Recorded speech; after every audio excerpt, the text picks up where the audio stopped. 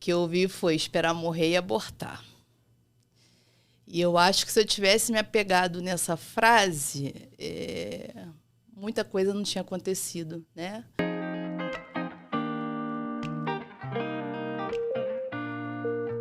Diagnóstico não é destino. Eu quero começar o Voz das Mães de hoje com essa frase que tem tudo a ver com a nossa história de hoje. Voz das Mães é um projeto que tem como propósito educar, ensinar e acolher todas as mães. E a convidada de hoje é a Daniela, que é mãe da Liz, do Caio e do Enzo. E hoje eu vou contar a história da Liz, que é o nosso milagre também, né, Dani? Dani, bem-vinda. Obrigada por você aceitar participar e contar a história da Liz aqui no Voz das Mães. Tá bom, obrigada. Estou muito feliz em estar aqui, né? É uma caminhada longa que a gente tem e está tendo, né, em relação a Liz. E espero que eu venha acrescentar a vida de outras mães, né, atípicas, que lutam pela vida dos filhos, né? Acho que essa é a nossa realidade. Exatamente. Ouvindo tua história, eu revivi vários momentos, até conversando com você, vários momentos da minha gestação com o Vini. E aí eu queria já começar te fazendo uma pergunta que é: Dani, o que você falaria para Dani lá de trás quando recebeu o primeiro diagnóstico da Liz? Ai, é difícil, porque assim, o diagnóstico, a princípio, o primeiro foi de morte, né? Sim. O que eu ouvi foi esperar morrer e abortar. E eu acho que se eu tivesse me apegado nessa frase, muita coisa não tinha acontecido, né? E aí eu decidi buscar uma segunda, terceira e quarta opinião, né? O diagnóstico realmente foi muito ruim, mas o que eu vi é que havia perspectiva e a vida ou a morte não estava na mão da medicina, né? Então eu tinha que seguir. Seguimos com a gestação, né? Até que com 28 semanas a gente teve uma nova perspectiva de sobrevivência, né?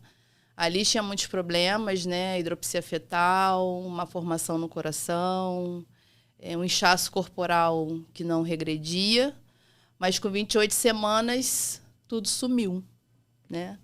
E aí foi o momento que eu vi que a minha filha ia nascer. A gente não sabia ainda que tipo de síndrome ela tinha, ou que tipo de problema de saúde ela tinha. Eu fiz a miocentese, mas ele não tinha o resultado do exame, né? E aí depois, com quase 32 semanas, veio a resposta que a Liz só tinha síndrome de Down. Então, para mim, a síndrome de Down não foi um diagnóstico que me assustou, até porque a minha perspectiva pela medicina era não ter a minha filha. Exatamente. Né? É muito louco, porque você conta isso e eu lembro muito que foi o que a gente estava conversando, que foi, para mim, o Vini teria o diagnóstico que ele não sobreviveria e, no mínimo, ele teria nanismo. Então, entre não sobreviver e ter nanismo ou nanismo, a gente acolhe e vai entender o que a gente pode fazer para ele, né?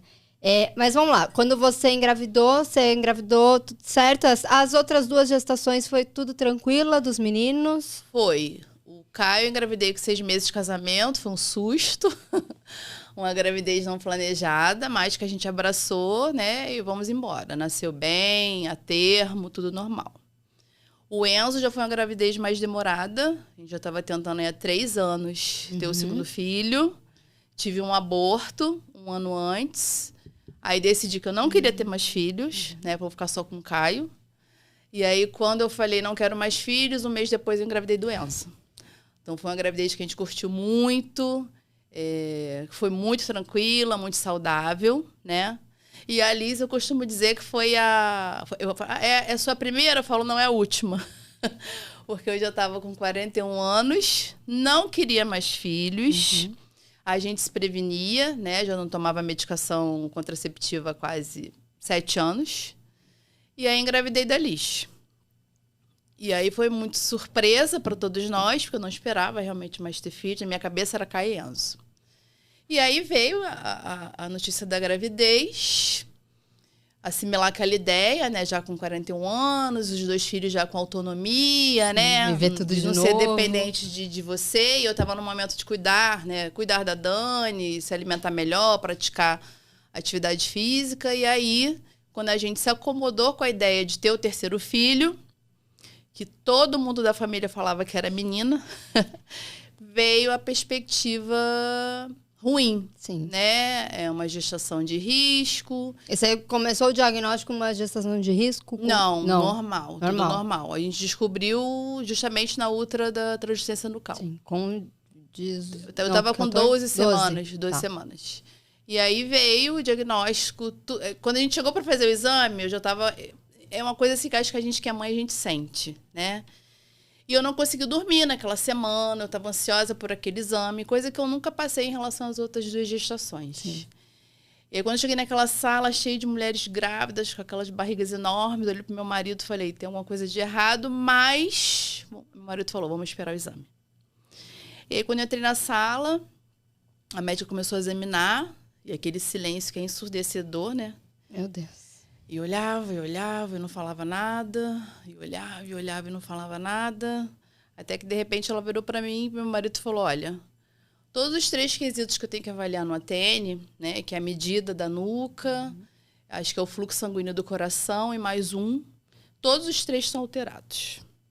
E aí, nosso chão se abriu.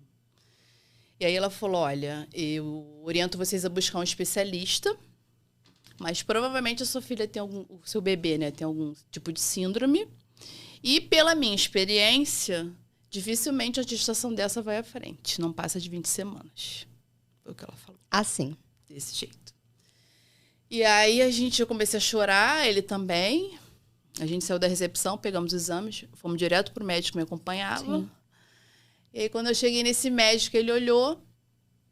Eu lembro como se fosse hoje. A gente sentou na mesa, ele começou a folhear o exame e falou simplesmente assim, olha, um bebê com esse perfil aqui, não foi nem um bebê que ele falou, foi um feto. Um feto com esse perfil aqui dificilmente vai sobreviver. Falou assim pra mim. Mas fica bem porque é o seu 3º filho, né? Você já tem 2, então vida que segue. E aí eu olhei pro meu marido e falei, como assim vida que segue? O que a gente... Ele, não tem que fazer nada, só esperar. Né? Se o bebê morrer, de repente a gente faz o acompanhamento mais de perto das ultras e se não tiver batimento cardíaco, você faz o processo de aborto. Eu falei para ele, mas quem faz o processo de aborto? Ele é o hospital, na emergência, ou seja, qualquer médico. E aí eu olhei para a cara do meu marido, peguei minha bolsa, a gente saiu sem falar nada. Ele ainda ficou falando, mas naquele momento eu preferi nem responder. Cheguei em casa, a gente só chorava, né?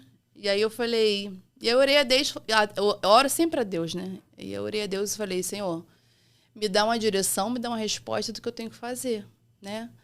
E aí veio a resposta, buscar uma outra opinião médica. E como vem a resposta? Vem. E aí a gente chegou à perinatal aqui da Barra, o Dr. Paulo Nassan, que é um especialista em medicina fetal, né, de imagem. Com muito custo consegui a consulta com ele, porque ele não tem horário normalmente, ele atendeu a gente prontamente, refez todos os exames da Liz, né? E aí realmente ele falou, Dani, o caso é grave, realmente, ele falou. É uma gravidez que vai exigir cuidados, sim, né? Exames de imagem, uma frequência menor, de 10 em 10 dias, 15 em 15 dias, dependendo de como você esteja. A virada de chave vai ser na ultramorfológica, né? Então, assim, se na ultramorfológica ela ainda estiver viva, a gente ainda tem alguma perspectiva. E como vai estar a formação desses órgãos, né? O que ele falou. Mas eu não tenho como taxar que seu bebê vai morrer ou vai sobreviver. Isso não está na minha mão, né? Aí me encaminhou para outra médica que eu fui, que foi a doutora Rosa Serafim, que prontamente me acolheu, né? Diante de todo esse cenário, né? Que é uma coisa meio assustadora, né? Que você vê seu corpo se desenvolver, a sua barriga crescer e aí você... não sabe o que vai acontecer. Né? E o medo da morte do filho é uma coisa que assusta muito, né? E eu acho que para mim ainda foi mais difícil porque era o 3º filho. Então eu sabia como é uma gestação, sim, a barriga cresce, o bebê começa a mexer, todos os planos que a gente faz, né? E aí aquilo tudo meio que cai por terra, né? E aí eu até então não conseguia comprar uma pecinha de roupa, porque todos os exames o que a gente ouve não vai sobreviver, bebê desse perfil não tem muita perspectiva de vida, não se anima não, e segue um dia de cada vez. E aí a minha médica me transferiu para a CPEM aqui da Barra, Fiquei sendo acompanhada pela doutora Daniele, que também é especialista em medicina fetal, tem um olhar mais clínico em relação às imagens, né? E aí a doutora Dani me acompanhou até o final. E aí eu fazia outra toda semana, sozinha, né? Porque eu sou servidora pública, entrei de licença, porque psicologicamente e fisicamente não tinha condição de trabalhar. Sim. Meu marido continuou trabalhando, né?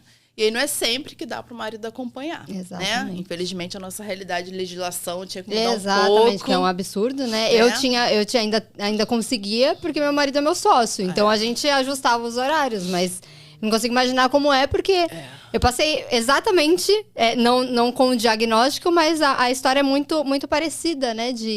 Tanto de falta de empatia médica, como de você tá tendo que ir ali toda semana ver como que estão as coisas, todos os médicos. Então, é muito difícil, né? É muito difícil mesmo. E todos os, assim, CPE, enfim, não vou citar, mas normalmente ela me mandava para as melhores clínicas na parte de ultra, né? Justamente porque a gente tinha que ter um olhar bem detalhado em relação à situação dela, né?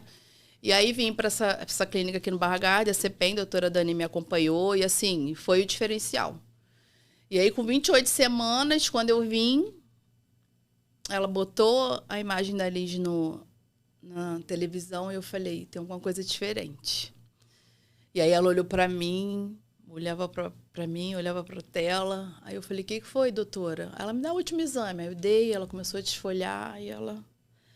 Dani, se eu não estivesse acompanhando, eu não ia acreditar que é a mesma gestante, que é o mesmo bebê, mas não tem mais nada aqui. Aí eu falei, oi? Ela não tem mais nada. Não tem mais higroma. Ali tinha 2 cabeças, né? O higroma é um tumor benigno. Mas na gestação ele não é positivo, porque ele faz todo o corpo trabalhar de uma forma contrária. Né? Então ela tinha um tumor benigno, que chama higroma cístico, que vinha da cabeça até o bumbum. Uau! E aí esse higroma tinha regredido de forma surpreendente, a hidropsia fetal tinha sumido e o coração tomou o rumo do fluxo sanguíneo que ele precisava. E aí ela olhou pra minha cara, começou a chorar, que acho que ela nem poderia, e eu comecei a chorar também. E ela falou, Dani, agora é só aguardar a miocentese. Então, assim, sua filha vai nascer. Sim.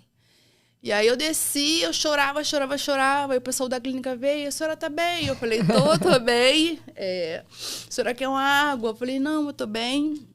A senhora tá sozinha? Eu falei, não, eu tô com Deus, né? E foi o dia que eu saí, consegui comprar várias peças de roupa para Liz. Ali a gente teve a resposta que era menina, que era muito cabeluda. E aí a gente seguiu com a gestação. E aí eu posso dizer que eu comecei a curtir minha gestação. Sim. Porque até então era um medo absurdo da Liz não sobreviver. Tinha noites que eu acordava porque eu não sentia ela mexer. Aí o pânico, ele vem... Eu não sei se você fazia isso, mas eu acordava o Robson no meio da madrugada e falava, hospital agora, não tô sentindo ele mexer. Porque eu cutucava o Vinícius e falava, mexe, filho, mexe, pra mamãe saber que você tá vivo. A médica mandava comer um doce, né? Comer um doce pra ver se mexe. Uma barra de chocolate. Mas a Liz, ela é tão surpreendente que ela começou a mexer de forma precoce, né? Então, depois, acho que de umas 20, 22 semanas, eu já sabia até onde ela estava. Aí a doutora falava, não, Dani. Eu falei, ela tá aqui, doutora. Não tá. Não, Dani, ela tá aqui mesmo. Então, a conexão acho que foi automática. Ela tava querendo te falar, mãe, fica tranquila. Vai dar tudo certo. É justamente isso aí. E aí a gestação transcorreu de forma saudável, graças a Deus. Nasceu a termo. E um pouquinho antes dela nascer, veio o diagnóstico da síndrome de Down. Que para mim não mudou nada. Eu sou uma mãe que eu falo... Até porque a gente faz amizades de mães que estão na mesma caminhada que a gente, né? Exatamente. Mães de trissomia, mães de autista, enfim. A deficiência, eu acho que ela une.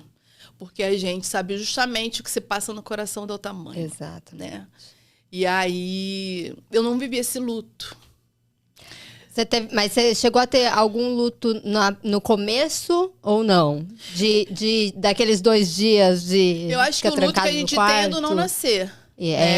O luto que a gente ainda não nasceu. Não vou ter esse filho. Né? E aí é muito difícil, porque a gente ouve histórias de mães que abortaram, de como é esse processo.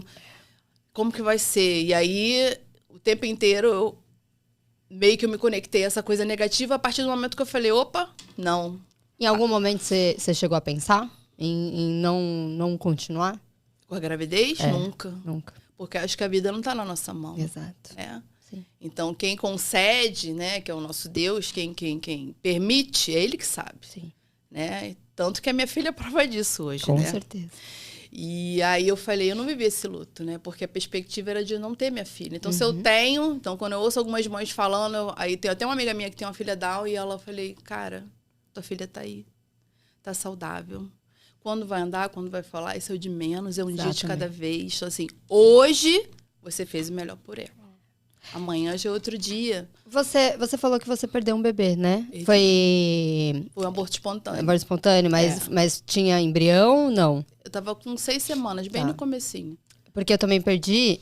Eu não sei se você tem esse sentimento, porque eu falo que eu nunca vou esquecer o filho que eu não tive, né? E eu tive 2 que, assim, eles foram muito bem planejados. A gente queria muito. E aí, algumas pessoas falaram pra mim assim, ai, Nath, relaxa, porque você vai engravidar de novo e podia vir com alguma doença. Isso antes da 3ª gestação. Podia vir com alguma coisa. E quando eu ouvia isso, eu falava, gente, tá tudo bem. Eu prefiro meu filho aqui comigo do que se acontecesse qualquer outra coisa, do que eu não tê-lo. Então, eu acho que Deus nos dá uma missão que eu falo, eu preferia ter qualquer doença no meu filho, mas que eu não tivesse perdido ele. E eu acho que é isso, que as pessoas não têm essa noção. Quando as pessoas não sabem o que é perder um bebê, que eu ouvi isso da médica, né? A gente não sabe nem se vai vingar a tua gestação, e eu não sabia nem o que era uma gestação embrionária, que eu falo, cara, você não pode falar isso para uma pessoa. E acho que quando vem esse resultado, que você fala, eu posso perder meu filho ou ter um filho com síndrome de Down. Não, tá tudo bem, eu vou ter meu filho comigo. Acho que é o mais importante, né? Total. Então, assim... E meu marido, na época, eu examinei por e-mail dele, porque ele que entregou o material. Aí ele falou assim pra mim, vamos abrir esse exame, né? Eu lembro como se fosse hoje. Independente do que tiver aqui, a gente vai amar essa criança. Eu falei, com certeza. E aí, quando veio só a síndrome, porque eu pensava até que fosse uma coisa pior, né? Sim. Porque tem tantas síndromes mais difíceis, né? Sim. Com índice de sobrevivência menores, né? Eu falei... Síndrome de Down? Falei, vamos embora. E a Liz nasceu gordinha, saudável, teve uma situação de UTI, enfim, justamente pela falta de conhecimento dos médicos, né, que a síndrome de Down no primeiro mês, normalmente eles não pegam peso. E aí foi justamente o que prendeu a Liz no hospital, até que eu comecei a ler. Eu acho que o conhecimento, ele é libertador. Né? Muito. E às vezes a gente não pode esperar isso só dos médicos, né? A gente, como mãe atípica, dependendo do tipo de deficiência que seu filho tem ou não, você tem que buscar. Tem. Né? Para confrontar mesmo, né? E eu comecei a bater de frente com a coordenação pediátrica do hospital e questionar, a Liz não vai pegar peso. Essa quantidade, para ela, é o suficiente, né? E aí até que eles decidiram dar alta. E aí foi dada alta com 18 dias pós o TINEL e tudo transcorreu de forma normal. Infelizmente, por uma questão de não incentivo à amamentação na maternidade, eu não consegui amamentar a Liz no seio, mas amamentei via bombinha na mamadeira até os 10 meses. Até os 10 eu consegui amamentar até 2,5. Então, a micrognatia não pegava de jeito nenhum, mas foi pelo menos um pouquinho. Mas eu concordo com isso, eles não incentivam, né? São poucas as enfermeiras que vinham falar pra mim, coloca o filho no teu colo, tenta dar mamar pra ele. E aí Tem banco de leite, né? Até pra quando você não tiver, como que essa criança é alimentada? Não, aí já é mamadeira com a chuquinha. Então é muito difícil depois de você reintroduzir. Consegue? Consegue. Mas num cenário, eu até tentei 2 semanas. Chamei uma especialista, uma fono pra me ajudar. Ela falou, Dani, você tem que botar na balança, porque existe uma questão de peso também. Ela não tinha pegado peso no primeiro mês. O que você vai fazer? Aí eu falei, vou fazer o meu melhor dentro da realidade que eu tenho. Então, se ela tá pegando a mamadeira, vou tirar o leite materno na bombinha, ela vai ser amamentada na mamadeira com leite materno. E assim foi até os 6 meses. Depois a gente começou a introdução alimentar normalmente, né? Acho que a gente tem muito medo quando a gente tem o nome deficiência. Sim. E às vezes eu acho que a deficiência está muito mais em nós do que nos nossos filhos, né? Então a gente tem que oportunizar, né? Dar oportunidade para eles. E aí o meu olhar com a Liz mudou, no sentido de que eu vou fazer como eu fiz com os outros, né? E aí a gente vai ajustando aquilo que tem a ajustar, né? Então ela nunca teve hipotonia facial, que eles têm muito, e sempre evoluiu bem. Né? E comeu de tudo, amamentei até 10 meses, e com 10 meses já aquele estresse de bombinha, que eu tinha que tirar, tinha que congelar aquela coisa. Eu falei, não, acho que já cumpri a minha missão, já foi, e aí a coisa transcorreu de forma bem tranquila. Até 1 ano e... Até a síndrome de Down, ela traz muitas possibilidades de doenças, né? Que aí eu, como mãe, sempre estudei, sempre li e sempre procurei buscar especialistas, né? Que a gente tem muita carência de especialista na síndrome, né? E a síndrome de Down aqui no Rio, que eu conheço de pediatra e especialista, eu só conheço 2. Que é a doutora Cris e a doutora Rita, que atendem em Niterói. E aí fui para a doutora Cris. Não sabia que era tão pequeno o número de especialistas. Porque normalmente a especialização é feita pela CPEC em São Paulo. E aí a especialização em trissomia 21, né? Nem todo mundo quer. Sim. Né? Fica mais com aquele olhar macro da pediatria. Né? E aí, como eu sempre fiz exames no nariz, de vista, auditivo, né? A parte do intestino, né? Hipotiroidismo. E aí, no exame de sangue de rotina, a gente descobriu uma plaqueta baixa. E ela já tinha feito esse exame quando nasceu, com 6 meses, e depois com 1 ano e pouco. Aí, como a Cris estava de licença maternidade, que ela também teve neném, mas o dela nasceu um pouquinho antes, aí a Cris falou, Dani, eu tô de licença, mas já tô voltando, aí você faz o exame, mas qualquer coisa eu dou um jeito de te atender. Aí ela veio, me atendeu, e ela falou, olha, essa plaqueta tá alterada, não se aprofundou, eu vou te encaminhar por hemato. Eu falei, mas por que hemato, Cris? Porque a síndrome de Down, às vezes, pode ter algumas doenças hematológicas e só o hemato vai saber, eu não sou especialista. Eu falei, tá bom. Aí fomos pro hemato, que foi o doutor Paulo Ivo. E aí, chegando lá, ele olhou e aí falou, olha, vou passar uma medicação, que foi o ácido fólico, a medicação normal, com 20 dias. Se não melhorar, a gente vai ter que fazer a punção da medula. Aí eu falei, mas por quê? Porque pode ser leucemia. E aí eu falei, opa. Mas... Estava sozinha quando você recebeu esse diagnóstico? Estava com meu marido. Estava com seu marido.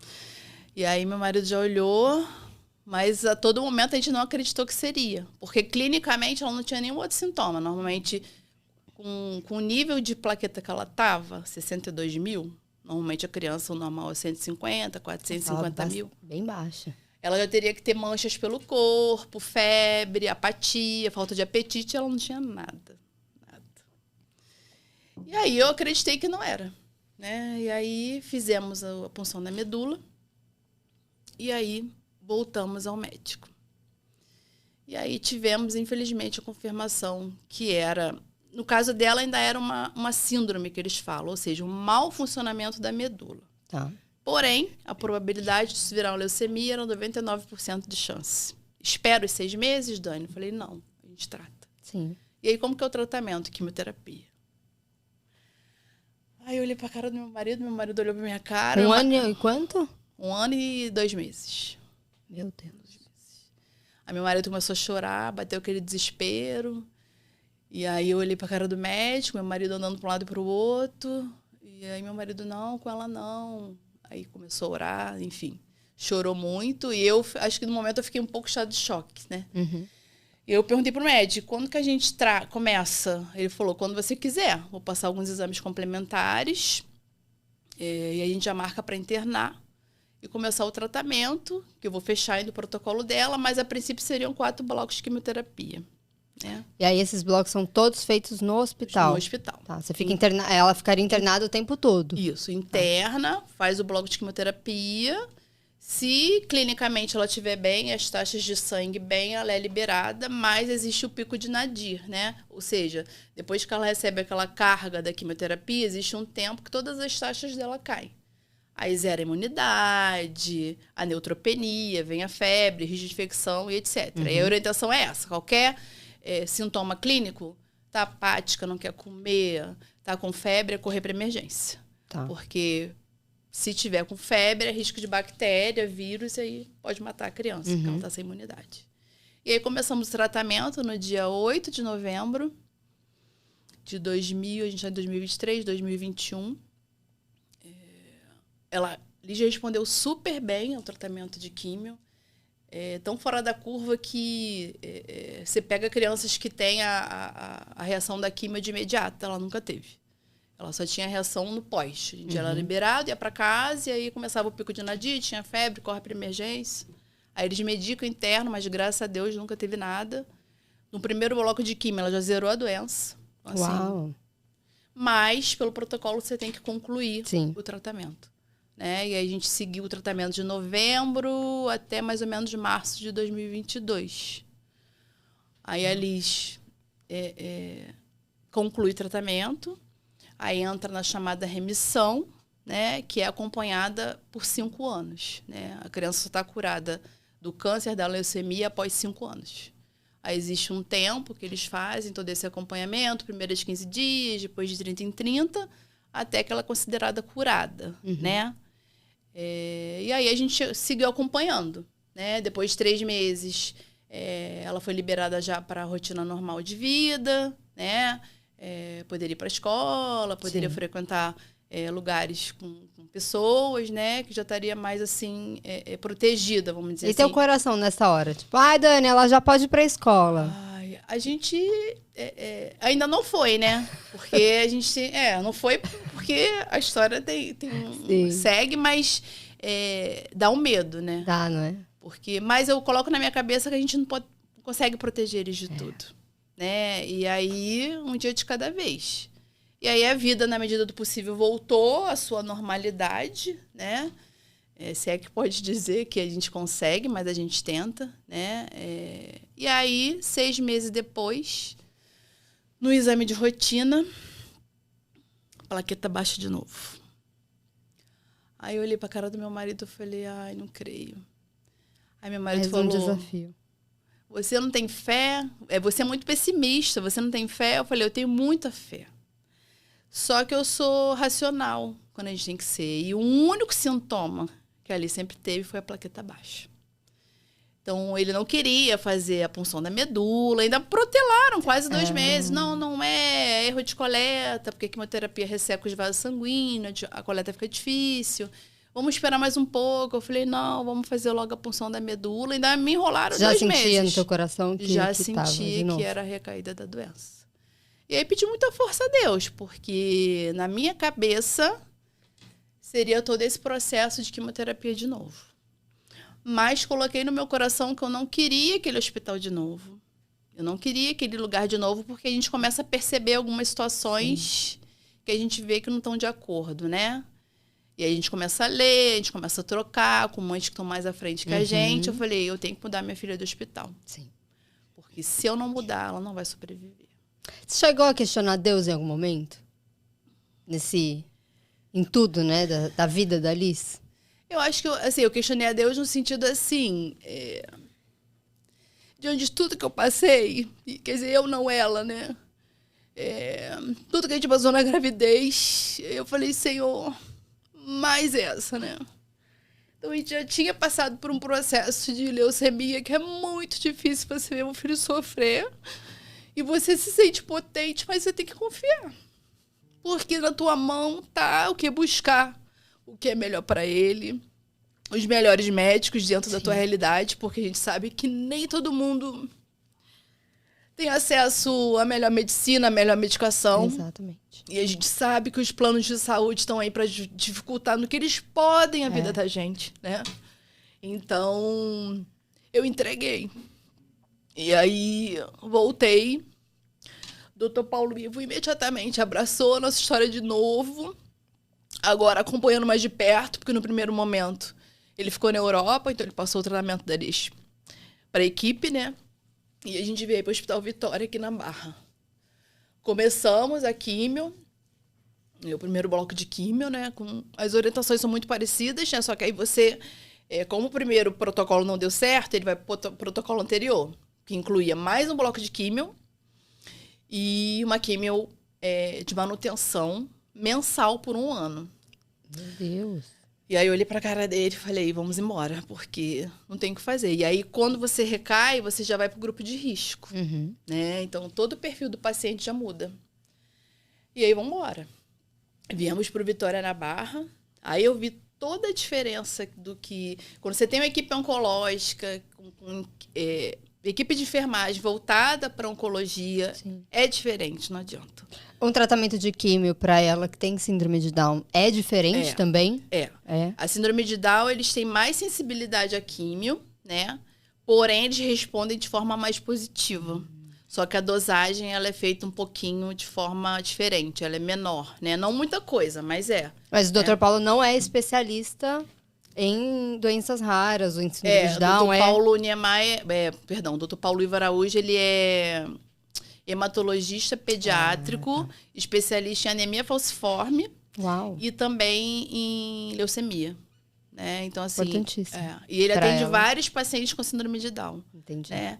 Então, essa bagagem dele foi assim...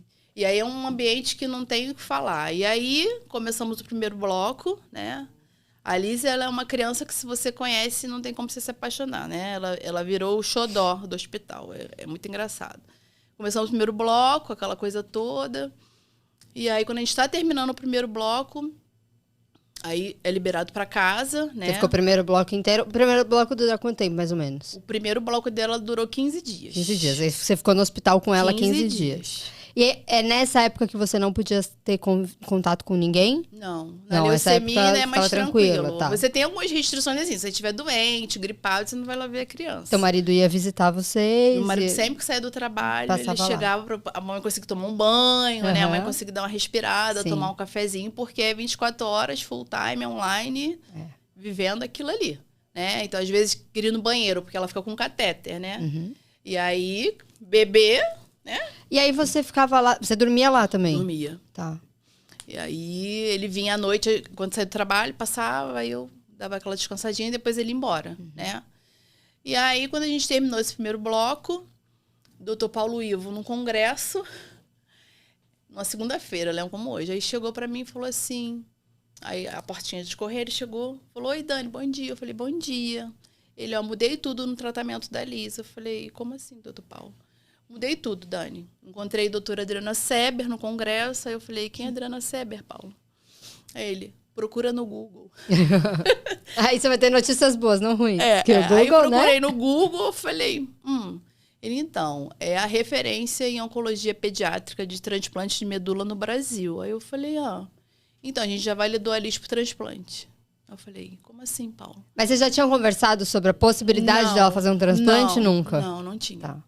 Até porque, quando eu li da primeira vez que ela teve, com a médica da equipe, Dr. Paulo Ivo, já tinha falado para mim, não, transplante não, porque a probabilidade de cura da Liz é muito alta, transplante é só em último caso, e envolve muitas questões, a recuperação é bem difícil, então, assim, normalmente a criança responde bem, percentual de cura da leucemia para síndrome de Down acima de 90%. Então, Dani, não tem necessidade disso. Foi o que eu ouvi por alto, né? E aí, nessa segunda-feira, o Paulo Ivo veio com essa nova perspectiva de tratamento. Já tinha validado tudo.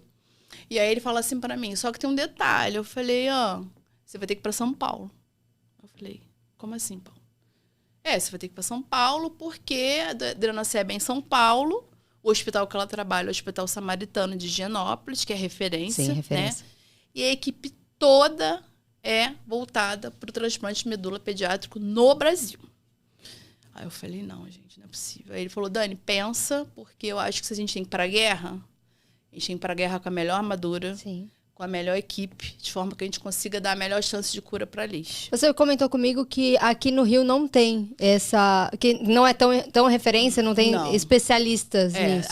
Tem, mas eu acho que, assim, até pelo que eu vivi com a minha filha, eu acho que ainda estou engatinhando, né? Não vou ser leviana, Sim. né? Mas do que eu vivi no Rio pro que eu vivi em São Paulo, não tem comparação.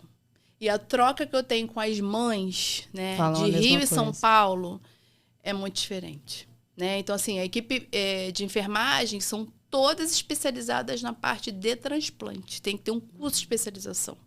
Porque o teu olhar clínico muda totalmente. Né? As reações, as coisas que tem que ficar de olho para poder correr. Sim. Né? Porque é um tempo que não existe, né? De entrar com antibiótico, alguma medicação. É tudo muito rápido, né? Qualquer coisa que aconteça São frações de segundos que pode perder uma vida. Então, eu acho que a gente precisa ter esse olhar até do governo, né? Da gente olhar e falar, pô, peraí, o que a gente consegue fazer para essas crianças? Porque eu vejo hoje, a gente tá nesse mundo, sei lá, há 2 anos, né? Um pouco mais de 2 anos da maternidade atípica, e estudando sobre isso, eu vejo o quanto carente nós somos tanto do Estado quanto particular, de tratamentos específicos. E aqui no Rio eu vejo bastante isso. E muitas mães falam para mim, olha, não tem esse tratamento aqui no Rio, eu tenho que sair para ir... Você não encontra nem especialista para atender o teu filho. E o que tem é um ou outro, aí você vai ver o valor da consulta. É absurdo. R$1.000, que não é realidade. Né? Os exames são absurdos, é muito caro. Mas aí você fala, vou tirar daqui para poder cobrir ali, para eu tentar ver qual a perspectiva para ela. Foi o que eu fiz. Esses meus 2 últimos anos, eu falo que só Jesus na causa. É viver para pagar a conta das crianças. Eu não tenho só a Liz, eu tenho mais 2. Então, é uma realidade bem, né, bem delicada, mas a gente se abraçou, né? Mas eu, marido e Deus, é o que eu falo. E tentar realmente buscar o melhor para ela, né? Então, o Paulo muda toda a perspectiva de tratamento. Eu aceito, né?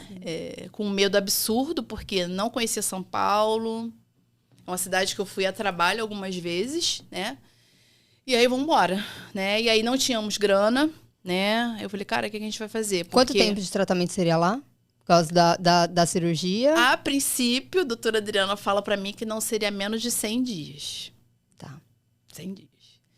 E aí, vamos embora, né? E aí, família e amigos decidem fazer uma vaquinha pra gente poder ir. A gente consegue bater essa vaquinha em 24 horas. Graças a Deus. E aí conseguimos alugar um apartamento que tem todo um perfil. Não pode ter mofo, não pode ter umidade, tem que ter piso de porcelanato, não pode ter madeira, tem que ter boa circulação de ar, por causa do pós-transplante. Então não tinha um cenário de eu ficar internada e esperar para alugar. Não, eu tinha que alugar antes, porque quando eu saísse do hospital com a Liz, que até então minha perspectiva eram 100 dias, de já ter o lugar. Sim. E a aí você ia ter que ficar mais quanto tempo depois? 100 dias. Não, 100 dias pós... 100 dias que ela diz a princípio era no total. Né? Aí a gente interna, a gente começa a fazer os exames no dia 13 de dezembro de 2022. Dia do aniversário do Robson. E aí a gente faz o transplante no dia 29. Só que aí a gente, antes disso tudo, começa o processo de procura do doador. Né? Quem vai ser o doador? Sim, importantíssimo. Né? E aí eu não tenho noção disso. Que na minha cabeça leiga, você vai entrar numa tem 2 fila. irmãos. Tá. Vão ser doadores. E o Paulo Ivo falou, né? Não, Dani, um dos irmãos com certeza ou o pai. Se os irmãos não forem, o pai porque já é 50% da você não pode ser. árvore genética. Eu não sou muito aconselhada porque já tive 3 gestações. Então diz que é uma mistura de sangue que pro transplante não é positivo. O risco de rejeição e de não dar certo é muito grande. Então eles nem usam a mãe, só em último caso. Tipo assim, não consigo doador, então vamos usar a mãe. Mas ciente do risco que isso representa. Sim. E aí começamos a busca do doador. Os meninos começam a fazer o exame, lutando contra o plano, porque não liberam esse exame. A gente começa a brigar a ANS até que eu consegui autorização. Teus 2 têm qual a idade deles? O mais velho tem 19 e o mais novo o do meio tem 10. Tá. Né? E aí começamos a fazer o exame, é moroso, né? O resultado e aquela ansiedade batendo, e na cabeça da Dani, alguém vai ser. E aí, eu em cima da doutora Adriana, porque o exame é direto para ela, né? Aí a doutora Adriana, eu falei, doutora Adriana, aí já saiu quem é o doador? Aí ela, eu vou olhar. Aí olhou, aí me mandou uma mensagem assim. Aí me mandou um gráficozinho assim, biológico, né? Que eu não entendo muito, mas eram as letrinhas com os números. Aí ela botou assim, Enzo igual a Liz. Eu falei, oi, não entendi. Dani, o Enzo é irmão gêmeo da Liz. A única diferença é que eles nasceram com uma diferença de anos aí, mas são idênticos. E aí a gente começa a chorar, aquela coisa toda. E aí vem a luta do transplante, né? Porque aí o plano ainda precisava autorizar o transplante, que não tinha autorizado. A gente mandou todos os laudos e nem tomaram conhecimento. Eu estava esperando há 30 dias. Rapidamente, você sentiu que Deus preparou tudo pro Enzo? Tudo. E ele é um menino de uma grandiosidade. O Enzo é o do meio? É o do meio. Ele tava com 9 anos. Como foi essa conversa? Teve essa conversa? Então, foi muito sofrido para todos nós, essa separação no começo do tratamento já. Quando ele estava com a leucemia da primeira vez, já foi difícil essas minhas indas e vindas pro hospital. Tá. E aí, quando a Liz recaiu, todo mundo ficou arrasado.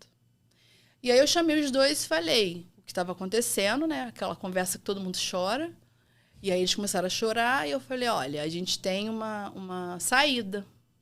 Então, a médica falou que eles vão ser encaminhados para o transplante e aí tem grande chance de vocês serem os doadores. Você ou o Caio, né? E aí eles me olhando. Aí eu falei, só que aí tem que fazer o exame, agora é de sangue, né? Vai furar e tal. E se vocês forem aprovados, aí é centro cirúrgico. Eu expliquei como que era a coleta do sangue da medula. Vai para o centro cirúrgico, vai furar o osso aqui da bacia, mas é tudo com anestesia, enfim. Aí ele, e aí, vocês topam? Claro, mãe. Na mesma hora, os dois. E aí, quando sai o resultado, né, que o Enzo era 100% compatível, cara, a gente só chorava. E assim, ele, sabe? O outro ficou chateado. O outro falou, pô, mãe, eu não sou não. Eu falei, não, você ainda é 50%. O outro ainda era 50%. E o Enzo ficou assim, sabe? E eu chorei mais no dia do transplante. Então, era essa a pergunta que eu ia te fazer. Como é ter 2 filhos ali no centro cirúrgico? Cara, é de uma... perspectiva de vida, Sim. Né? De chance, de milagre, de amor. É ver que teu filho tá podendo salvar a vida da tua filha. E assim, a carinha dele, eu chorei mais no dia que ele foi do que no dia que ela recebeu, porque da grandiosidade, era um menino só de 9 anos, né? E aceitou prontamente a doar a medula para a irmã, né? Uhum. E aí, quando eu vi ele indo, eu só chorava. Eu fiz um depoimento lindo no Instagram dela, porque algum dia ele vai ter uma dimensão maior do que ele fez. Ainda não tem noção. E não tem como a gente não ver a mão de Deus, porque um menino que nasceu 6 anos antes dela, e geneticamente ele é idêntico a ela. Então, assim, tudo que a gente passou, tudo que a Liz passou, né? Que eu falo que ela passou, a gente só acompanhou. Né? Então, jamais eu podia baixar a cabeça ou desistir porque ela estava ali. E a minha filha, mesmo nas circunstâncias mais difíceis, de ser furada às vezes 12 vezes. Meu Deus. Situações que eu não vou nem entrar no detalhe, acaba o procedimento, ela olha para você e dá um sorriso. Uhum. Então, eu vi a mão de Deus ali em tudo. E aí, Deus foi me respondendo de forma, assim, absurda, né? Pelo médico, pela doutora Adriana, pelo direcionamento que o tratamento tomou, pelo doador da medula ser meu filho, assim, 100% compatível. É raríssimo. A chance é de 1 para 100 mil. E a gente só teve essa dimensão no dia do transplante, né? Quando a bolsinha entrou, aí a doutora Edna... É uma transfusão, né? Uhum. É uma transfusão de sangue, né? Aí prepara o sangue e tal. Aí a doutora Edna botou e falou assim, o que vocês estão recebendo aqui hoje é um milagre. Aí eu olhei pra cara dela, eu falei, não, o irmão é doador. Ela falou, não, Dani, mas ele podia não ser. Eu falei, como assim, doutora Edna? Ela falou, Dani, eu tenho pacientes aqui com 9 irmãos, 5 irmãos, 3 irmãos, ninguém é doador. Aí eu olhei pra cara dela, eu falei, Ela falou, Então você tá recebendo um milagre. Normalmente não é 100%, Dani, vem 70%, 50%. Então assim, ele é idêntico a ela. E aí fizemos o transplante, correu tudo bem. Né? Foi dia 29, a gente passou Natal, Réveillon. Aí a família foi toda para São Paulo? Então, até o momento que ele doa, né? Que ele fez a doação no dia 27, né? 2 dias depois ela recebe a medula nova, né? Uhum. Dia 29. E aí recebeu a medula, a gente se despede. Né? E aí eles voltam para o Rio e eu fico sozinha com a Liz de São Paulo. Meu Deus. E teu marido veio para cuidar deles? Veio para cuidar deles e para trabalhar. Sim. Né? Porque ele tinha umas férias acumuladas e aproveitou para tirar aquela coisa parcelada para não se ausentar. Uhum. Porque nem sempre o patrão entende, então, né?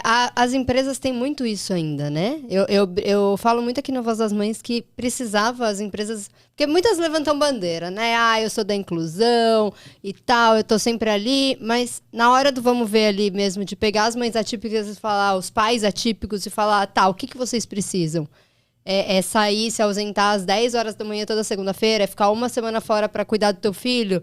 As empresas não têm essa... porque a maternidade atípica, né? Ela acaba sendo muito materna. Muito. Né? E por que isso? Né? Porque pai e mãe...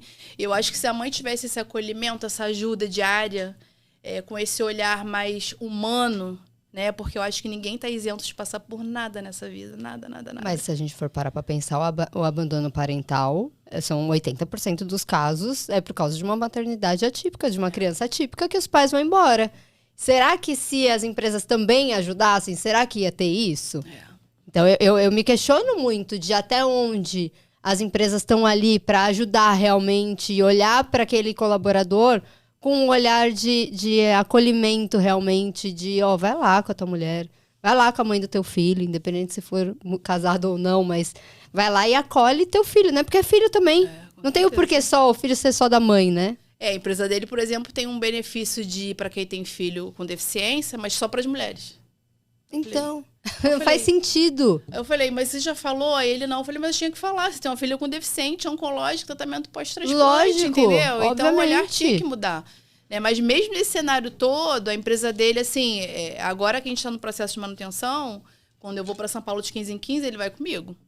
Porque, assim, eu acho que também é muito arriscado eu ir sozinha. Claro. Porque eu tô bem, graças a Deus, mas... E se você pega uma gripe? Se eu passo mal? Então, assim, porque é um bebê. É uma criança com trissomia 21 de 3 anos, mas ela é um bebê. Então, assim, é muito complicado. Né? E eu acho que falta esse olhar, né? E é muito engraçado, porque até mesmo lá no hospital, a própria advogada, né, que fez a nossa liminar, que saiu em 48 horas de forma milagrosa, que normalmente é um mês, são em 48 horas a liminar da Liz, ela chegou pro meu marido e falou assim, esse é seu marido? Eu falei assim, é. Aí ela falou assim pra mim, é o segundo pai que eu conheço. Normalmente abandono. Ou não acompanho. Do grupo de mães que tinha lá, eu acho que eu só conheço 2 famílias que os pais estavam assim 24 horas. Sim.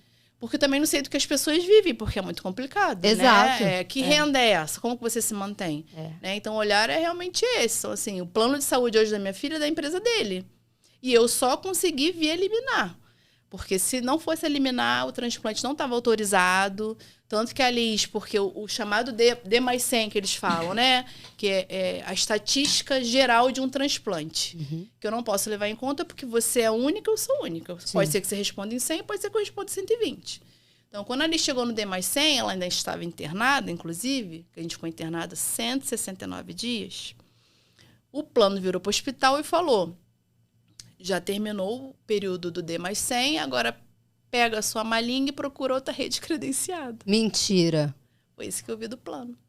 E aí eu fiquei olhando, sabe? Porque é tanta coisa que você vive. Porque ali teve várias intercorrências internadas. Eu falei, não tô assimilando. Mas aí quando eu caí em si, eu falei, não, opa. E aí entramos com outra liminar. Sim. E aí imediatamente saiu ela outra liminar, demorou mais um pouquinho, mas aí o juiz aprovou até medicação experimental. Então, até nisso é diferente. A Justiça de São Paulo é mais rápida também. Tem essa diferença, você sentiu? Tem essa diferença. E o preparo, né? Graças a Deus, a gente conseguiu uma advogada muito boa, que é a doutora Gabriela Dias, especialista em direito médico, que abraçou a causa da Liz. E é uma advogada que é super indicada lá no hospital, porque ela sabe todos os caminhos... Né? Já vamos fazer o convite, olha lá. Ela sabe todos os caminhos. Não, já vamos fazer o convite para ela vir para cá, porque a gente precisa ajudar essas mães. Precisa. Porque assim, é muito custo. A gente não sabe de onde começar, como começar, por onde a gente tem que procurar, porque tudo é muito caro, os exames são muito caros, aí o convênio não aprova, aí você tem que brigar por causa de reembolso. Então, e quem não tem isso, porque o que eu vejo, o pessoal, por exemplo, do SUS, que aí me questionaram uma vez, né? Ai, mas você tá fazendo tudo particular? Eu falo, gente, eu vou trabalhar, eu vou matar pra conseguir pagar tudo pra ele, porque eu não vou deixar de fazer ou esperar o SUS, porque o SUS também a gente sabe que a demora é absurda. Então, graças a Deus, tem uma condição que eu consigo trabalhar pra fazer isso. Mas e quem não consegue? Até eu, antes da Liz ter a leucemia, eu até tentei o tratamento dela pelo SUS, porque eu sei que a gente tem ótimas referências, né? Sim. Tanto que o doutor Paulo Ivo Araújo, por exemplo, ele trabalha no FRJ. Só que assim, acho que tudo é feito para você desistir. Porque é um tempo que você não tem. Terapias, por exemplo, multidisciplinares. Fisioterapia, fono, TO. Não tem. E aí, uma vez na semana, não atende a necessidade daquela criança. O que você faz? Então, assim, aí o plano nega, você recorre. E muita gente não tem conhecimento dos seus direitos, sabe? Eu acho que as mães, é o que eu falo, o conhecimento ele é libertador. E a falta dele é o contrário. Porque envolve muita coisa, né? Envolve médico, você aprender tudo sobre as características do teu filho. Aí envolve advogado, que você precisa saber ali todas as leis pra saber brigar com... Eu lembro que eu tava no hospital com o Vini, e aí eu falei assim, o geneticista tinha me falado assim, Natália, o Vini precisa tá se alimentando sozinho, tá mamando, ele precisa ter ganhado peso e precisa estar respirando sem nada, sem ventilação nenhuma, respirando sozinho. Depois disso, os exames dele são pra casa, porque não tem o que ele ficar fazendo aqui na UTI. E eu cheguei pra médica e falei, eu lembro que eu fui dormir pedindo pra Deus pra me dar um caminho pra tirar o Vini. E eu acordei falando, eu fiz uma promessa, eu falei, eu vou tirar o Vini hoje da UTI. E eu cheguei lá e falei, o que tá faltando? Não, porque ele tem que fazer o exame genético, estavam me cobrando 20 mil reais nesse exame genético. Eu falei, eu não tenho esse dinheiro. Eu falei, eu já sei que lá fora estão cobrando 2. Por que eu não posso fazer lá fora? Não, porque tal. Eu falei, olha, o geneticista me falou isso. Ela ficou olhando pra minha cara, quem vai ser a pediatra dele? Por coincidência, a pediatra lá do hospital da UTI era amiga da minha cunhada. Eu falei, vai ser a doutora Fernanda. Ah, é? Tá. Pode liberar ele, então, meio-dia você sai com ele. Falei, assim? Então, se eu não sei disso, eu não vou brigar e vai saber lá quanto tempo eu vou ficar na UTI com meu filho. E muitas crianças, muitas mães acabam ficando muito tempo na UTI por causa disso também, né? E aí o desconhecimento, às vezes, leva a gente ou fazer coisas que a gente não sabe, ou fazer coisas de forma errada, porque realmente a gente não sabe. Exato. Né? E aí a maternidade atípica te traz uma gama de responsabilidades que você tem que aprender em curto espaço de tempo e ainda dar conta do teu filho. Exato. E você? Então, onde ficou a Dani? Onde está a Dani? Eu acho que a Dani agora tá se reencontrando, né? Acho que foi um momento, assim, que eu tive a necessidade de abdicar de tudo para que eu visse a cura da minha filha. Né? E aí eu acho que agora a Dani tem que voltar a cuidar dela, porque acho que quando a gente cuida da gente, a gente cuida melhor do outro. Exatamente. Né? Mas foi um processo que me reconectou com a minha família, com o amor dos meus filhos, sabe? De realmente dar importância ao que precisa ser importante. Dar valor às pequenas coisas, porque a gente não dá, né? Mas quando a gente perde, a gente Como começa ficou a dar. teu casamento no meio disso tudo? Eu acho que a gente está mais unido do que nunca. Né? Meu marido, ele é muito parceiro, né? Um pai, assim, extraordinário, muito presente, né? O trabalho suga muito ele, né? Eu, por ser servidora pública, eu tenho um benefício de redução de carga horária para cuidar da Liz, que não dá, essa que é a realidade. Então, trabalhar 4 horas é na correria, porque eu trabalho 4, eu tenho que me equilibrar com o restante. Então, assim, é complicado. E essas 4 horas você trabalha fora, não é home office? Não, eu trabalho fora. Então, aí você tem que ter alguém também para cuidar dela. A rede de apoio também tem que estar boa ali para cuidar dela. E eu não tenho, né? Eu tenho, assim, a minha mãe, que tem 74 anos, que tá super bem, mas não é a mesma coisa para cuidar de criança de 3 anos. E a Liz é uma criança super ativa, né? Então, assim, mexe em tudo, você tem que estar de olho, como toda criança normal. Né? Então, eu tento me equilibrar nesse sentido, de sair num horário que ela esteja mais tranquila e voltar. Só que eu ainda estou nesse cenário mais favorável porque eu consegui as terapias multidisciplinares home care, via liminar. Pelo estado clínico dela, pela parte imunológica, eles chamam de janela imunológica pós-transplante, né?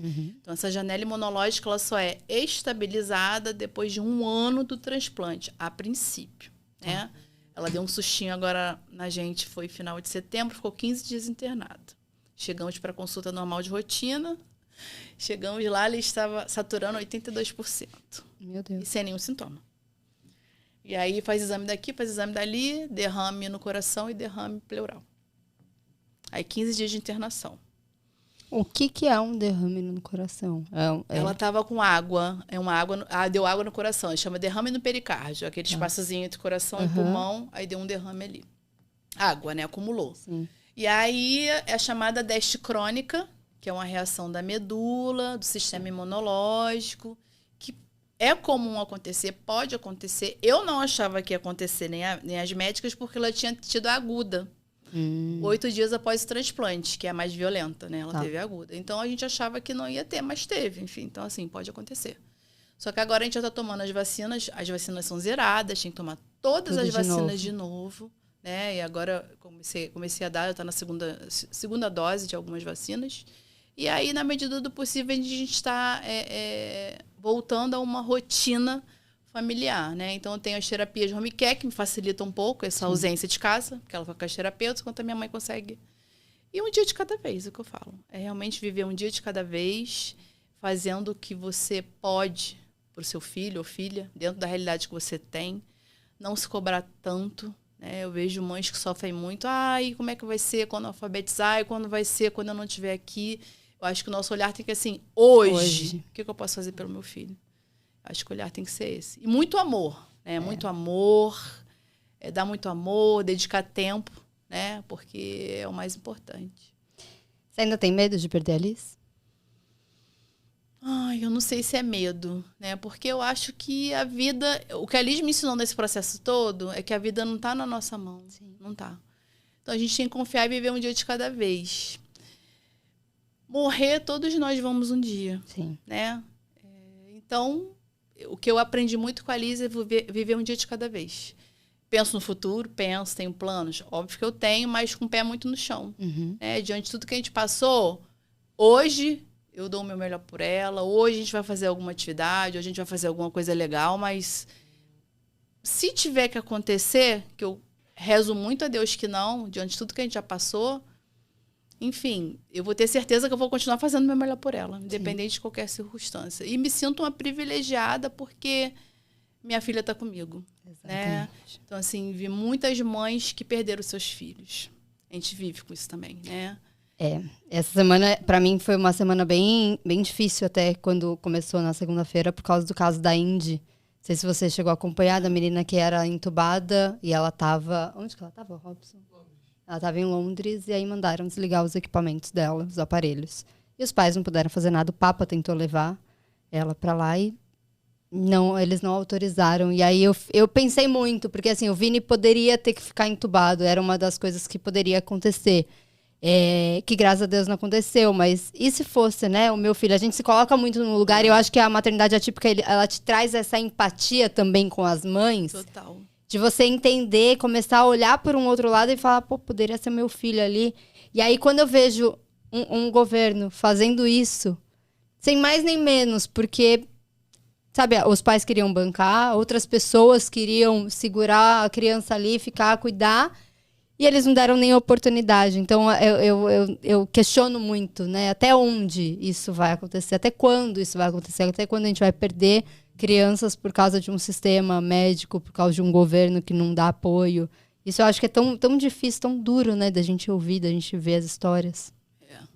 É o olhar que não é humano, né? Eu acho que essa deficiência das pessoas, justamente, se você não segue um escopo de uma normalidade, você tá fora.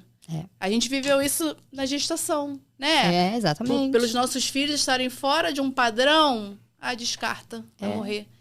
Qual que é o valor da vida, né? Quem faz essa escolha? O médico? O governo pode escolher? O pai e a mãe não têm direito de escolher se teu filho... Se ele vai cuidar do teu filho? Se eu vou cuidar do meu filho, tá ali comigo? Não, pra mim não faz o menor sentido isso. É muito absurdo. Eu acho que a gente fala muito isso porque acho que pra gente tentar... De alguma forma, se alguém ouvir lá do governo, de algum lugar, assim, a gente precisa mudar essa forma de tratar a maternidade atípica, de tratar as crianças, pra mim é isso que o Voz das Mães, ele tá pra fazer, sabe? A gente precisa realmente dar voz a essas mães e mostrar, olha, não tá legal do jeito que tá sendo. Eu não gostaria de ter que sair do Rio de Janeiro, sair da minha casa pra ir pra São Paulo, porque o tratamento aqui não é um dos melhores pra minha filha. Não é. E até ter um olhar assim, a pessoa com deficiência vai ser um adulto amanhã, né? E aí, de que forma o governo oportuniza para que essa criança seja autônoma? Porque esse pai e essa mãe não vão durar para sempre. Exatamente. E depois, como vai ser? E ele não oportuniza. Não. Né? A gente não tem escolas inclusivas. Não. A gente não tem professores preparados. Né? Então, assim, é muito revoltante essa que é a palavra, né? Eu nem procuro ainda sofrer muito com esse sentido, mas é o que eu falei para meu marido, se tiver que brigar, a gente vai brigar. Então, acho que a deficiência hoje, os pais que detêm um pouquinho de conhecimento, eles têm que brigar para fazer valer o direito. E aí é muito complicado, porque no Brasil as leis só são cumpridas se você judicializa. Então, para que existe a lei? Né? Então, é muito complicado isso, mas se o olhar mudar, né, porque eu acho que ser diferente é normal. Exatamente. Ser diferente é normal. E assim, vamos jogar real que hoje em dia a gente vê muito mais do que antigamente. Só que já tá numa fase que, assim, as doenças raras estão aí, as deficiências, elas estão aí. A gente vê várias crianças hoje em dia, que a gente estava conversando, o número de autismo hoje é maior do que o número de alguém com câncer. E aí, até onde não vai ter esse olhar para a saúde? Até onde não vai ter esse olhar e esse acolhimento para a mãe? O que eu vejo... Você chegou a fazer tratamento psicológico entre gestação e... Eu fiz terapia. Você fez? Fiz. Então, porque a gente conversa com muitas mães que não conseguem. Porque aí tem que fazer a escolha, né? Ou eu banco a terapia ou eu banco o tratamento. E aí, geralmente, ela vai fazer o quê? Vai bancar o tratamento, não vai pensar no psicológico dela. E aí, a mãe vai se acabando cada vez mais, né? Porque normalmente o que você vê é isso. E é muito difícil, né? É uma maternidade que, na maioria das vezes, ela é solitária. Completamente. E muito difícil, né? Então, você vê mães... algumas reportagens que eu já vi. A mãe morreu e o filho morreu também porque ninguém... Quem cuide. Né? Então, eu acho que se você tem alguém atípico na sua família, né? Uma mãe, uma irmã, enfim, acolha. Né? De repente, um tempinho para essa mãe fazer alguma atividade física, nem que seja para ler um livro, esparecer um pouquinho a cabeça, porque ela vive isso 24 horas por dia. Sim. Né? E o meu cenário com a Alice foi muito desafiador, porque além de eu viver a maternidade atípica, que diante do que eu passei na gestação já era uma coisa que eu tirava de letra, hoje eu vivo uma realidade, eu falo que mais um pouquinho eu tiro o CRM, né?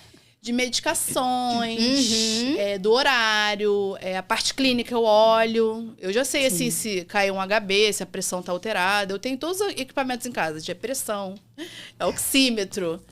Então, assim, eu já olho... E por que só eu? Sim. Né? Então, acho que todo mundo pode contribuir. Né? A gente veio de um cenário dela só querer comer comigo, agora que ela está indo... Porque o porto seguro dela ficou só sendo eu, porque a gente ficou 6 meses dentro do hospital. Então, assim, é muito complicado, né? Aí chega uma hora que você tem que começar a passar pro pai. E aí tem aquela confiança. Porque aí eu vejo... Hoje eu vejo que tem dois lados, né? Tem o lado que a criança só quer a gente tá, pelo amor de Deus, pai, faça isso. Pega aqui, faz. E tem aquele cenário também que, ele não vai fazer igual eu faço. Desse jeito. Né? Aí, minha psicóloga fala que a gente tem que soltar, deixa ele fazer. Vai fazer do jeito dele, mas vai fazer o melhor pra ela, o melhor pai que ela poderia ter. E eu acho que é isso também, é falar, tá tudo bem, deixa. Mas também que os pais precisam ter esse olhar de cuidar dos filhos e jogar junto com as mães, que não é só trabalhar, não é só pensar naquele quadrado ali deles, né? Desse jeito mesmo. Você teve algum louvor que você ouvia na gestação e que tentava te acalmar? Alguma música, alguma coisa mais específica? Tem. A gente tem um do Camway. Aliás, a Liz, ela ama Camway, né? E aí, foi até uma música que eu botei de fundo nos vídeos que a gente colocava, mas é um que a gente ouvia muito, que é Canta Minha Alma. E aí é uma música que eu ouvia todas as manhãs, sempre orava com ela, e ela gosta muito, né? E ela louva também. E eu não ensinei, é uma coisa assim impressionante. Levanta a mãozinha. Ela gosta bastante. Que bonitinho. E é uma música que marcou muito a gente ouve bastante. Eu lembro que na gestação aquela ceia bem assim da Elaine Martins. A gente ouvia, eu comecei a ouvir, eu não suportava ouvir louvor, confesso. Comecei a ouvir por causa do Robson. E aí, na época, eu falava, nossa, mas a casa agora toca mais louvor do que pagode. E aí ele falava, amor, a gente vai dar certo. A gestação do Vini, Deus vai ajudar a gente. E aí a gente começou a ouvir, teve um dia que ele me chamou pra ouvir essa música do Ceia Bem Assim. Nossa. Aí eu ouvi, eu me acabei. Aí eu falei, entendi, Deus tá falando comigo. E o Vini dorme, eu cantando essa música pra ele. Parece que eles sentem já, eu ouvia desde a barriga. E o Vini é apaixonado, adora. Eu ouvia essa e cantava do Roberto Carlos, Como é Grande Meu Amor por Você, que ela também é apaixonada. Teve um dia que tocaram lá no hospital no violino, aí eu fiquei na porta com ela ouvindo, aí ela me olhou. Então, já teve aquele reconhecimento auditivo rápido, né? Então, ela é muito musical, né? E eu também sou. Mas vários louvores fizeram parte desse processo nosso lá. Acho que isso também acalma, né? Ajuda, né? Muda a tua vibração, muda a vibração do lugar. Porque o hospital é um lugar muito pesado, né? Ali você tem cenários positivos e tem cenários muito ruins, né? E normalmente as pessoas não falam quando algum paciente morre, né? Sim. E era um andar pediátrico. Então, você sabia que era uma criança que tinha morrido. Pesado, né? Muito. E aí, às vezes, no cenário de pós-Covid que a gente estava, você não podia abraçar uma mãe. Nossa. Você não podia dar uma palavra de conforto. Então, assim, é muito complicado, né? E você sabia, não não foi, não... Isso, de pessoas que já não tinham, assim, adolescentes que não tinham o que fazer, espera morrer. Então, assim, é muito difícil. É muito pesado. Difícil mesmo. Dani, de todos os cenários que você viveu, qual que você acha que foi o mais difícil para você? Ah, sem dúvida, o pós-transplante. Ficar sozinha com a Liz no pós-transplante, acho que foi o maior desafio da minha vida. Quantos dias você ficou sozinha com ela? 159 dias. Sozinha? É. Às vezes, meu marido vinha quando dava, né? Porque aí já tinha uma questão financeira, né? De vir toda semana, enfim. E aí vinha fim de semana para me dar uma ajuda, mas a maior parte do tempo eu fiquei sozinha, né? Todas as intercorrências com risco de morte que ela teve, eu, ela e Deus, né? Meu Deus. Parada cardiorrespiratória, overdose medicamentosa e N outras. E Deus foi tão bom comigo que eu já olhava e sabia que tinha alguma coisa de errado. Uhum. E aí as médicas me olhavam e falavam, vem porque realmente tem. Né? E aí realmente, já agiam de imediato. Mas ficar sozinha, e aí já chegou no finalzinho, assim, quando a gente já estava perto, assim, quase da alta, eu liguei pro meu marido e falei, vem porque eu já não estou aguentando. Sim. O psicológico, emocional, né? Porque é tudo, você não dorme. O dia inteiro de hospital. No hospital, pelo menos, tinha um conforto, uma caminha ali pra você ficar. É de ponta, É. realmente. É bem a alimentação. Tem um suporte psicológico, não é a mesma coisa, da Sim. terapeuta que te acompanha, mas dá pra dar uma aliviada. Mas acho que o mais difícil realmente é ficar sozinha. Porque, assim, tomar um banho, um café, você não consegue com um bebê. Né? E ela tava com dois... o porte, né? Que fala um permicate que fica pra fora, catéter, Uhum. e um outro interno. Então, você tem que vigiar 24 horas, porque podia mexer, puxar. Aí você tinha que pedir auxílio de enfermeira. No momento que elas podiam, né? É. Então, é complicado. E aí, teve um momento que eu falei... Meu marido vir que eu já estava num esgotamento... Ele percebeu, né? Sim. Na voz, às vezes de chamada, né? Esgotamento mental realmente, porque privação de sono é muito complicado. Sim. Né? Você não dorme, a maquininha pitando. Então, Nossa, eu que sofri a privação de sono quer dizer, até hoje, né? De Vinícius não dormir direito, mas não imagino o que é de hospital. Então é muito complicado, assim. Aí chegou um momento que eu já comecei a ambientar do que eu tinha, né? Às vezes eu tomava banho, levava ela junto. Eu falei, vou ter que trabalhar com o que eu tenho, porque... Você podia... eu movimentava com a cadeirinha e carrinho. tal, né? Aí a cadeirinha de alimentação dela tava lá, eu botava ela na cadeirinha, vamos junto comigo pro banheiro tomar banho. Não vinha ninguém, o que você vai fazer?